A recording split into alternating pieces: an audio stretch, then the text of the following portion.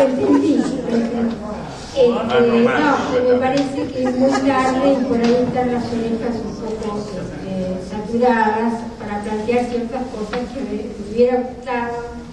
que pudieran ser en un contexto más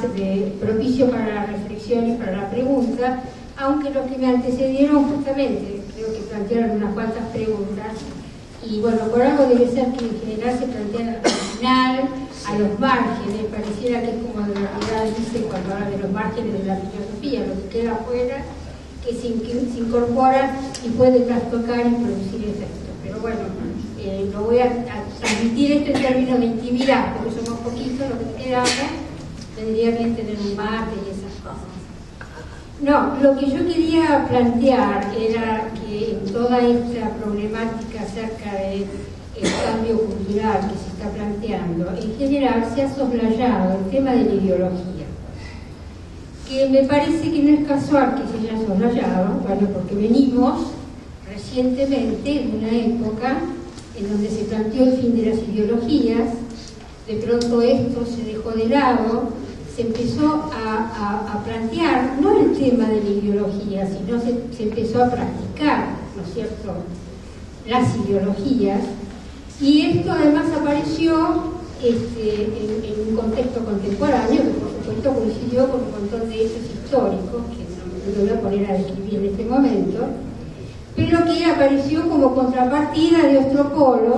¿no?, que vendría a ser, la ideología no empezó con Marx, pero digo, lo que más se comenzó a difundir fue el tema de la ideología y unido a la idea de la conciencia de clase, tal como planteaba Marx, aunque fundamentalmente con un sentido peyorativo de la ideología, en el sentido de que era planteada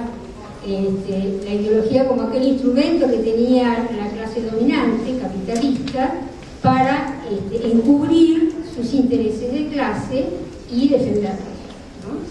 Entonces apareció un montón de manifestaciones, entre las cuales se consideró que hasta el idealismo había cumplido esa función ideológica de encubrir los verdaderos intereses económicos a través de objetivos que parecían totalmente desprendidos de los intereses ideológicos. Esto tuvo su crítica respecto de varias posiciones, pero yo voy a rescatar nada más que la de Riquet y voy a decir muy poquito y voy a dejar decir además que esto será para otra oportunidad porque me interesaría hablarlo bien. Riquet planteó que ese es el sentido de la función deformante de la ideología, ¿no? Que, de hecho, la función deformante de la ideología. Pero que hay otras dos funciones. Una otra función es la función legitimante, para lo cual de alguna manera retoma el concepto de Weber, que la ideología es necesaria para poder acortar la brecha, ¿no?, entre los ideales de los gobernados que han depositado ciertos objetivos, ciertas esperanzas en sus gobernantes y las dificultades de los gobernantes de poder cubrir, ¿no es cierto?, totalmente esas expectativas. Entonces hay un plus que tiene que dar la ideología, si no, esa brecha no se puede dar y siempre hay un grado de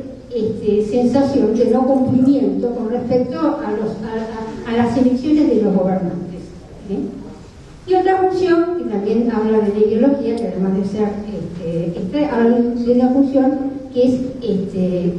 integradora, más pensada en términos de lo que por ahí para otros puede ser el imaginario, o lo que puede ser todo el dispositivo simbólico que cumple una función de lazo social, de poder generar en nosotros. No me voy a poner a hablar de todo esto, lo que quiero decir que me parece que estos dos últimos aspectos son fundamentales para hacer esto que se dice que es la batalla cultural, que tenemos el desafío muy difícil en este momento de repensar esto. Y creo que un grupo de intelectuales comprometidos políticamente lo debe hacer. porque por ahí no es necesario en otros ámbitos, pero creo que acá sí se puede plantear. Y que además es un momento muy difícil porque por ahí ya no sirven los mecanismos que por ahí clásicamente planteaba el marxismo, ¿no? Como por ejemplo, cómo era la conciencia de clase, etcétera, etcétera, puede implicar un montón de variantes y creo que exige de nuestra creatividad. Hay muchas cosas que nos tenemos que preguntar cuando tenemos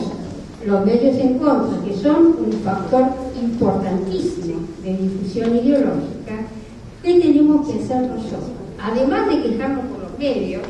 y además retomando las opiniones de los últimos que hablaron, en donde hay muchos que no son los que están en la vereda de enfrente ya jugados con intereses definidos,